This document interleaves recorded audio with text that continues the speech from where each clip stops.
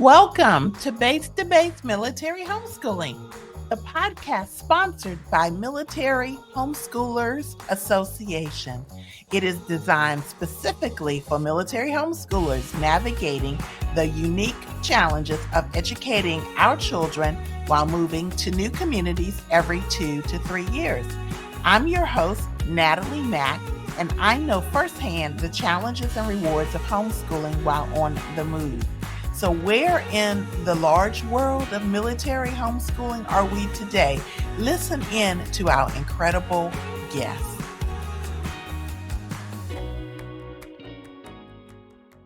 Hello, I am Natalie Mack of Base to Base Military Homeschooling, and I am back with another episode. I am super excited to be here, although you'll probably hear me say that about every episode.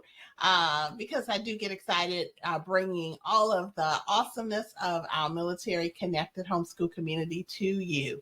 And so today we have the awesome, excited pleasure of having a special guest on, Erika Nance. And I'm going to read you her bio, you all. And you can look across the screen and you can see where she is connected to. But we're going to talk about we're going to unpack a couple of things today. All right. We're going to unpack what it's like when you are assigned to an installation, a duty station, where maybe there's not that much going on. There's not a lot of community. Maybe it's a small installation and you have to figure that piece out, right? How do you thrive? We also are going to talk about Sora Schools. And so we had a great conversation coming. I hope that you're here to enjoy it and take some notes. All right. So Erika Nance is a passionate advocate for military families, shaped by her experiences as a former military spouse, a Gold Star family member, and a Navy veteran with over 20 years of service. So thank you for your service, Erika. As a mother of two, she is committed to helping military-connected families access quality educational resources, drawing from her firsthand experience with international, DoD, and public schools. She currently homeschools her 14-year-old daughter using Sora's project-based program, which provides a structured yet flexible approach.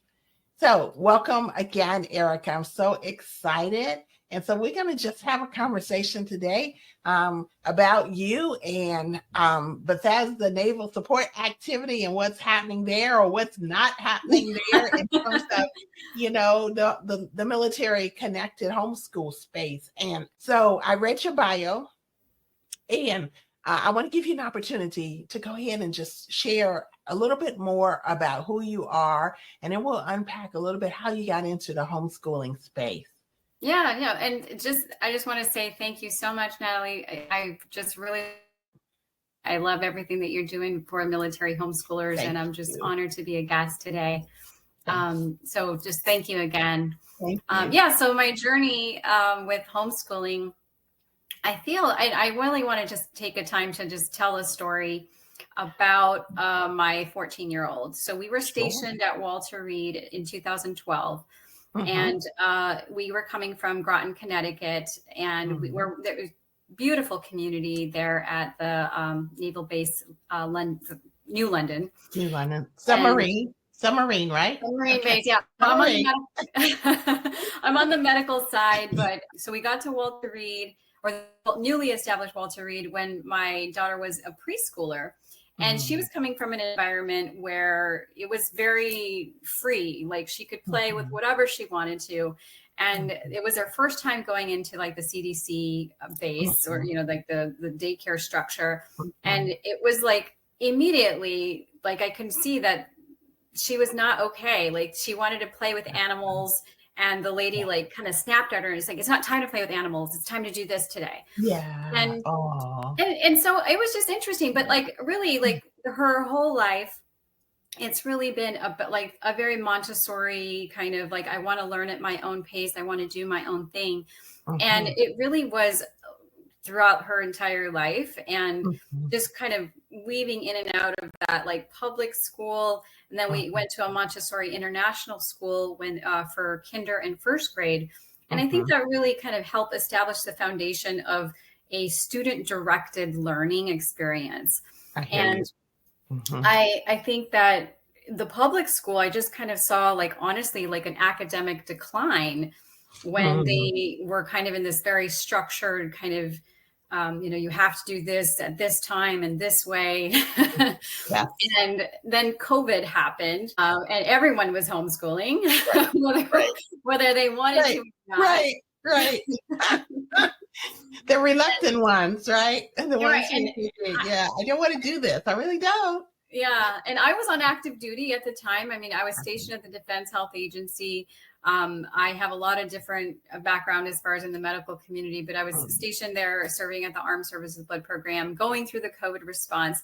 And here I have my third grader, and, there was no plan. So we had to kind of, my husband and I had to go into action as far as like, okay, what are we going to do? Like, how do we do this? And it was so much fun.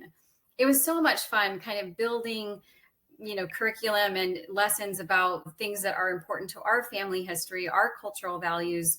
Right. And we just had a lot of fun. And for fourth grade, it was, they were on, Montgomery County got, I'm stationed, or I'm in the Montgomery County, Maryland area. And so the public school finally got, something together for like the fourth grade. And all of fourth grade was spent online. But I really wasn't impressed with what I was seeing. I was really feeling kind of let down by, what was happening. And so I continued to supplement, while I was still working on, on active duty, and really just found the joy in that. So then they returned to public school and really kind of struggled. And maybe because of the environments that they've been in, as far as just having that, very early on exposure to a Montessori kind of type of environment for kinder and first, and then being at home for COVID, and then public school just really wasn't, happening for them. And I feel as parents, like we know our children best. Yes. And really being able to say, this is not working and we need to figure out something else. And so that was really, I went back to the homeschooling environment, and really I was scared. Okay. Cause this is middle school. Right. Yeah. It's a little bit more challenge, a little bit more like, oh, can I do this? I could do kindergarten and pre-K and all those types. Right. But, yeah. I was very scared about that. So I said, okay, well, let me find something that can fit. Right. So I searched online, and, we're a military family. We all have different pay structures, and private school is just really in the Washington, D.C. area. I mean, I think it's very, very expensive. Yes. And so I was like, okay, we need to figure out something, sustainable, something accessible, something that can help me as a parent. And really Sora Schools was the, all in one. It really kind of encompasses so much, because it provides that structure, especially for the middle and high school levels, as far as like, meeting all the requirements to make sure that, the college, they have all the requirements for graduation and competitiveness for college, but they also, provide that flexibility, academic rigor, but they track everything. So everything's in a transcript. I don't have to grade anything. I don't have to keep track of like what credits, so it really kind of provides that academic foundation, to empower parents. And so like, I get to do all the fun stuff, Right. I and how Sora is structured, the classes, the students get to select their classes, they get to select their class times, and they even get to select the projects. And which has been my absolute favorite part, because we then get to tie that to what my daughter's interested in. They just finished today was their last day for their cycle 5, and they had the history of film. And so they had to create, they chose to do a script, and it's like their creative writing, skill set, like all the things that they're experiencing. It's so rich. And then I can pair that with community service activities. I can pair it with a field trip. I can pair it with like us traveling. And that's the fun part. Yes. And the joy that I feel as a parent of a middle schooler. Now, it is definitely not perfect. Right. Yeah. There are days that they don't want to even like for me to ask them what they're working on. Right. But it's so much joy when and that bond, to build that bond with your child, that you are not going to be able to do that in a public school setting because they're gone all day. Right. You're at home or working all day, and then you just kind of connect and for a couple hours before bed. But like really, I mean, I get to see them throughout the day. I get to check in. How are you doing? And how does this look? Or like, have you thought about this for this project? So really having that support from Sora, really kind of empowers the homeschooling journey, because especially in those upper grade levels, because you're not doing it alone. You're doing it with an accredited resource, amazing faculty, and all the classes are live. I mean, that's awesome. That's so awesome. It's not a recording or like Right. them doing things independently. It's actually live people, live students, and they're all collaborating and connecting, which is super nice. Fun. I wanted to pause for a minute. I wanted to pause you for a moment because you're saying so many great things, so many nuggets right here. And I want to catch our audience up, or maybe they caught up. Maybe I just want to make sure, because a couple of things. I'm going to backtrack a little. So we're going to hold for a minute for Sora, because I want you to be able to even continue to talk more about that and how it has really benefited your family. But let's back up a little bit, because I hear some points that I know will resonate with someone in our audience, someone listening, even during the this is a recording. So, not live, but later when they're listening to the recording, watching the podcast here, right? So you're at an assignment where there isn't a lot to do. There's not a lot of connectivity. My husband was assigned to USIS, right? Uniform Services University of the Health Sciences, which is on the Bethesda Naval Support Activity, which is now has Walter Reed there as well. So, for those who are not in the DC area, there's been some transitions and some merging, right, from Walter Reed and the Navy, Army and Navy, as is common, right, around our military community. But Bethesda, it has a unique focus, and they don't have a lot of housing. I mean, that's probably even an understatement. They have minimal housing. And so when you don't have housing on an installation, then you don't have families. You don't have the same type of community that maybe we had when we lived out here at Fort Belvoir. So that's a big piece there that I just kind of wanted to shout out. So I know some of our listeners are probably assigned to duty stations, installations, area, right? We don't have a lot of community. And so how did you, as you began to look at that, I know that's a big piece. It's like, how do you get connected? So I would like to kind of talk a little bit about what that has looked like, because you don't have as much on the installation. So you have to go outside. And then the other thing is, the reality is that we have a child who, for one, like you referenced, started with Montessori, right? And it's a different type of educational modality. We did Montessori before we started homeschooling. I think I've shared that with you many, many years ago.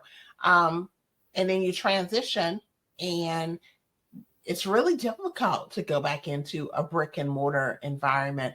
And then you add that to maybe that child's learning style already that they are born with, right?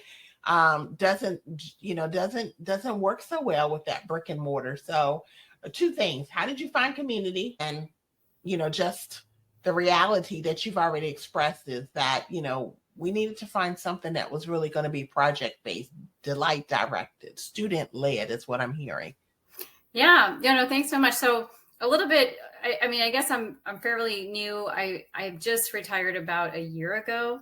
And so I started to try to find community, and I know that I wasn't going to find a whole lot on the Walter Reed installation. So I reached out and I joined the Army Spouses Club of the Greater Washington area. Okay. And I volunteered to be the zip code lead. So for those people that are watching and in this area, I will hopefully be your point of contact for the Bethesda Chevy Chase. And so I'm trying to build that community. So please, reach out to me on social media. I would really like to try to support, because again, I was stationed here in 2012 and I was really shocked, honestly, of the lack of community in such a robust area. There's a lot of military families here, and everybody, I think that I'll call it the Beltway barrier, because nobody wants to travel, I get it. People commute on the weekday basis. And so if your friend lives at Fort Belvoir, or Fort Meade, I mean, it's hard to kind of get to the places, but I think we need to do that for the sake of our kids. So, so as far as community, I don't, and maybe there is, and I just haven't been plugged in. And anyone watching wants to reel me in, and maybe and what have your resources? Tell me. That would be great. But the second piece is that actually, so Sora, kind of back to the Sora community. Yes.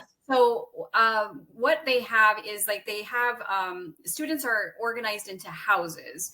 So similar to Harry Potter. So they have a mascot. They even have house challenges where they get to win cups. And so it's kind of fun. And so the houses are based geographically. And so we found community with other Sora families that are in the DC, Maryland, Virginia area. So we have we have a platform called Heartbeat that I can message a parent to say hey, I'm thinking about going to the Science Center up in Baltimore. Do you guys want to come with me? You want to check it out? And we just recently, I want to say about 3 weeks ago, we had 2 families joining us at the Sandy Springs challenge course. I've never ziplined before. And it was so much fun because not only did our kids join, but our families got to join. So the parents were ziplining. And so that was super fun. And so just trying to find community, with Sora, and then also with our military community. That's what I'm really trying to do here in Bethesda. Okay. That's awesome. So that is finding community. That is what I mean. It's even in places where, there's, quite a lot of military housing and there's community on site, sometimes families feel led to find community outside of the military. And so what I always advocate is find community, right? For us, it was mostly within on an installation, but sometimes we did have to look outside. And so for every duty station, you're going to have to figure it out. And so I think that's great that Sora has that. You've been able to find community. You've been able to say, hey, I want to go, let's go hit one of the Smithsonians today. You ready? That type of thing. And that really matters. I just did a webinar the other day for MSEC, Military Child Educational Coalition, and it was on social and emotional, basically resilience, right, for military connected children. And we were talking about what, as homeschoolers, we often ask, how are our kids socialized? What about the S word, right? The socialization word, right? You know what I mean? It's but our homeschool kids are so socialized and have so much opportunity. And a lot of it is doing day-to-day life within your family, right? Being able to bond, being able to get out and experience life outside of the box. And so it sounds like that is kind of what works for you all as well.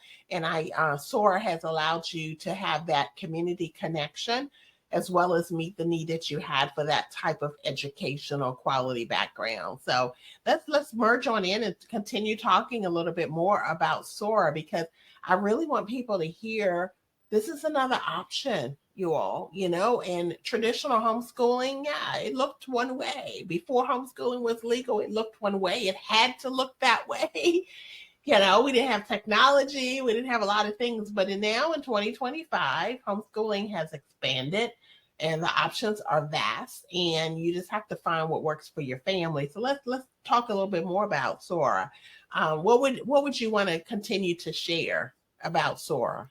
Yeah, I mean, I think for me, the biggest piece is seeing how my daughter has really embraced their academic journey. Being in the public school for that 5th and 6th grade that they had back at public school, I just really saw them struggle and, not being able to advocate for themselves. I mean, lots of different things going on in the classroom. Now, I don't know if they have a diagnosis for, different learning, I guess, like ADHD or ADD. I don't know if they have that. Right. But I noticed that they just weren't used. It was like almost like too much input, in the public school. It was just like so much of, like everything going on, and they really so much noise, maybe like like the word noise, or not just like actually noise, but busyness, right? Busyness, movement, and again, like coming from like the public school or the COVID years, I guess, right? And then back into that environment. And so what I have found is that what the program at Sora has provided is the opportunity for my daughter to really excel in the topics and subject areas that they're really, really passionate about. I had no idea. I don't think they had any idea that they are an amazing creative writer. I don't, and they've written all these short stories and really, really great. They have a lot of talent there, and the art that they've been able to produce.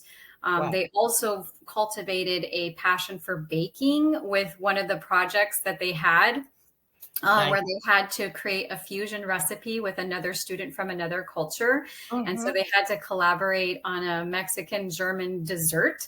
And it was so cool. And it's just like, I reflect on that and I think to myself, I don't really think that if they had remained in the regular traditional school setting, that they would have cultivated these talents. And like now they're going to do a young entrepreneur at the farmer's market. And totally, I did not press them for this. I was like, but as a homeschooler, I'm like, I'm going to use that as a course, right? Like, of course. Business. Right. Make it count for real. I'm going to do that. And, just to kind of see like their passion about that. And it's just like, that spark. And I think as parents, we love that. Like we thrive to see like those, those moments where they are really excited about something. And then as parents, we get to encourage them and help them develop those passions. And maybe they turn it, like maybe they're going to be, a professional baker. Maybe they're going to be a professional artist or a writer. I mean, all of these different avenues, I really don't think that they would have explored had they not had that student-directed learning experience, which Sora provides. Right. Wow. I love that. The whole idea about focusing on our students' passions and interests. That's something I'm passionate about, helping homeschool families realize. I often, when I'm speaking and teaching, at conferences on homeschooling, I'll say, the academics has its value, definitely, right? Even if you're not college bound, a strong academic background prepares you for any post-secondary destination, but it's only part of the algorithm, part of the equation. The other piece is passions and interests. Who are you? What puts the spark in your eye? What can you get behind and be excited about? Right? What do you want to know more about, and what do you want to spend more time doing? And how do you want to impact the world? All of those things, and bring those together. And you're right. I've often said I'm pro homeschooling. I'm not anti-public school.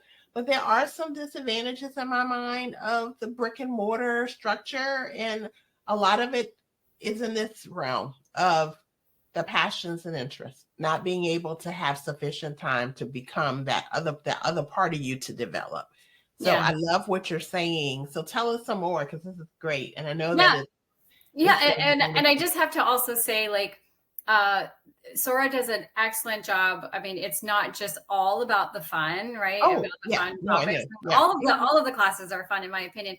Like, but I'll just say, like, I just want to talk about math for a minute, because going into the homeschool environment, I was very like anxious about the math piece, because I'm not like, I was in healthcare, but like I did policy and not like Right.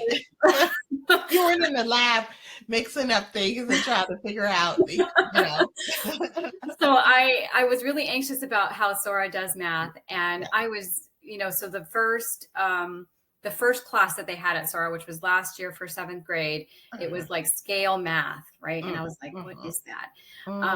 And it was really, really fascinating because what they did was they allowed students to basically create a scale of something. So they chose a refrigerator, so they had to take the exact measurements. But what was awesome about it is that they were learning the math, but it's like almost like in a sneaky way, right? They didn't know that they were like doing stuff. And I had a landscaping project that I was doing in my front yard, and I was like, kind of like I was like, oh my gosh, like I'm trying to cut this, but I don't know what. And my daughter was like, oh, I got you, Mom. I could do this. Oh, and they did, and they drew it out, and they did it to scale. And I was like, scale, right? I was like, this is so practical. Yeah. It's awesome. So practical. So like all the projects that they're learning the academic, procedures, and they have like IXL. I mean, so they're getting like, the equations Quality, and strong, algebra. academic. They're getting that academic rigor, but it's in a really fun and sneaky way on how they do their projects. Yeah. I think that's awesome. Yeah. So because if you say, hey, let's go do math, unless the child is like a total math lover, which there are kids that way, thank goodness for those, but if you say, oh, let's scale this, let's figure out how to do this, I think it draws them in more. And so that is awesome. But yeah, I when I had looked at Sora Schools, in preparation for this, and you and I have talked a bit, I know the academics are strong, the rigor is there. So yeah, it's important families, this is a strong academic program. It's, they just have a very unique platform and community. Let me ask some questions specifically that our families may want to know. So sure. So is the curriculum faith-based or secular? And, it is, how does it accommodate like different educational philosophies? Yeah, no, that's a wonderful question. I mean, so it is secular. However, families and students they can take the curriculum wherever they want, because students get to select their own projects. And I'll just provide an example of, it was last cycle it was a science class where they were studying the reintegration of wolves into Yellowstone. Wow. And so students could look at it from a geography standpoint, from like an ecosystem standpoint, from a policy standpoint. They can animal advocacy standpoint. So like you could take it to wherever you wanted it to take it. But it had like how the assignments were basically, so it's project based. So every single assignment leads up to that final project, kind of contributing to that. And so really families, that have, a wide range of, just different beliefs, or want to incorporate, their religious values, or, cultural values, it really is adaptable in that way, because it's student led. Then they select how they want to satisfy the projects. Awesome. So there's that flexibility to accommodate, right? And obviously we talked about the grades, and it goes from what grade to what grade? 6th to 12th. 6th to 12th grade. So that's really awesome. Also, as military families, we're on the move, right? Often. I know there are some military families who may be listening, like, I haven't moved and I've been in this place for 10 years. So I hear you. And that might be okay, or you might be like, oh, I really want to move. But most military families move. And so this is portable, right? This is absolutely 100%. And for people that, might be, thinking about homeschooling, and maybe coming from the public school sector, and even a homeschooler transitioning from states, you got to learn all the new requirements. You have to adapt. I mean, so even though as a homeschooler, there is that continuity piece, you still have to establish new routines, figure out what the community is, what the new environment is. But what is wonderful about Sora is that it travels wherever you go. You don't have to re-enroll. You don't have to, submit immunization records every time you PCS. I mean, everything, your record travels with you. And that, I think, really helps establish that. So I have a 25-year-old that was not homeschooled, did public school. She's graduated from college now. But, like almost having like that I want to call it like a tether. Right. As far as like, at least knowing in this environment with Sora, like the faculty is there, even when they transition to high school next year, they're still going to be connected to, their middle school teachers, and faculty that are there at Sora, and just kind of having that sense of community and like really building that confidence of like, I am part of this, I'm part of this community. I'm part of this organization. I feel like that really resonates and establishes just kind of from like an emotional standpoint, because I noticed with my 25-year-old, they really struggle to even now maintain connections, because they're like, is it going to stay or right? Yeah, is it gonna stick or not? Right? Yeah. Wow, that's so awesome. I know families that are listening are like, wow, this is great. And because that's one of the goals of this podcast, is to bring us into greater community with each other, to be able to give platform for voices such as yours. Among all of the military connected homeschoolers, we all have unique journeys and and unique needs, and homeschooling allows us to be able to have that flexibility to meet them. And so I'm really always excited to hear everyone's unique story, how they got into homeschooling, what curriculum they're using, and how are they thriving within homeschooling, within the military community. And so I am so happy that we were able to have this conversation, and you were able to discuss your journey, your daughter's journey, Sora Schools. And so we will have the information in the podcast notes for anyone who wants to get connected to Sora School will be. And so obviously, if you're watching this, you're watching it on Military Homeschoolers Association's YouTube channel. This is Base to Base Military Homeschooling. So it is a podcast on YouTube, but it will soon be uploaded into the Audible podcast arena. So you may be listening to it audibly, but you can also subscribe to our YouTube channel. That'd be great.